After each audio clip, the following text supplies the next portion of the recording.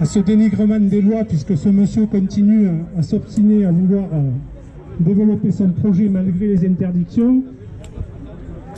Quand on voit que de notre côté, en rien de temps, on arrive à démolir certaines constructions illégales, on peut se poser des questions de savoir où est le droit dans ce pays, quoi. Suite au mouvement des Gilets jaunes, les commerçants donc, ont été très touchés. Donc apparemment, il y aurait 500 000 € qui auraient été perdus à cause du mouvement des Gilets jaunes. Mais comme on dit, les commerçants, s'ils sont touchés, c'est surtout parce qu'il n'y a pas d'argent dans les poches, quoi. C'est pas tant les mouvements des Gilets jaunes. Et si le mouvement des Gilets jaunes est là, c'est parce qu'il n'y a pas d'argent dans les poches. Donc les commerçants sont touchés. Donc concernant ce projet illégal, qui a été maintes fois mis en cause par les autorités compétentes et les associations de riverains, ce projet qui s'appelle Porte Sud, apparemment il continue. Il avait stoppé quelque temps, il a repris apparemment les travaux.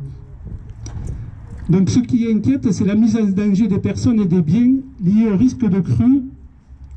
Il est bon de rappeler pour mémoire que cette zone est un bassin d'expansion des crues du Gardon. De plus, le terrain a été classé aléa fort dans le PPRI, le plan de prévention des risques d'inondation. Mais cette zone recueille aussi les eaux du bassin versant de la colline de l'Arnac. En 2002, les magasins du quai du Mas d'Ours, juste à côté, étaient inondés. C'est bien une preuve aussi que les digues ne protègent pas totalement des inondations.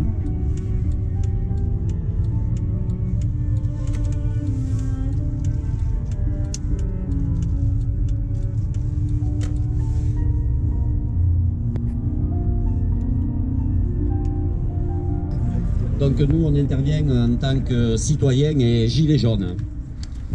Les gilets jaunes manifestent pour les classes sociales qui sont de plus en plus impactées, mais pas seulement. Nous défendons aussi toutes les corporations maltraitées, les collectivités locales qui sont dans une situation de crise, les institutions en danger telles que les tribunaux, les prud'hommes.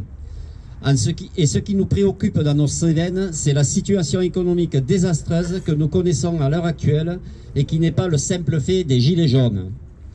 Les blocages depuis le 17-11 n'ont pas arrangé la situation. Des commerces et des petites entreprises déjà fragilisées vont avoir beaucoup de mal à se remettre. Bien d'autres rues commerçantes, ce ne sont pas eux qui ont implanté dans les villes cette foison d'hypermarchés qui a conduit à la fermeture de dizaines de commerces de proximité, sans compter toutes ces chaînes de restauration qui pénalisent nos restaurants traditionnels. Le gilet jaune a eu le courage de descendre dans la rue. Si tous les commerçants, artisans, petites entreprises, collectivités nous avaient emboîté le pas pour crier leur désespoir, alors peut-être qu'aujourd'hui, nous aurions déjà été entendus, la crise serait derrière nous et les dégâts collatéraux moins importants. On ne refait pas l'histoire. Eh bien, les gilets jaunes ont des idées. Pourquoi ne pas mettre en place la gratuité des places de stationnement en centre-ville le samedi?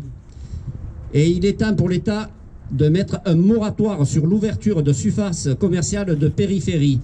Il faut inciter sur la nécessité de réformer la fiscalité locale, d'autant plus injuste qu'elle épargne les e-commerces, par ailleurs subventionnés. Devant la concurrence des centres commerciaux de périphérie et d'Internet, il faut l'équité fiscale et les aides à l'investissement.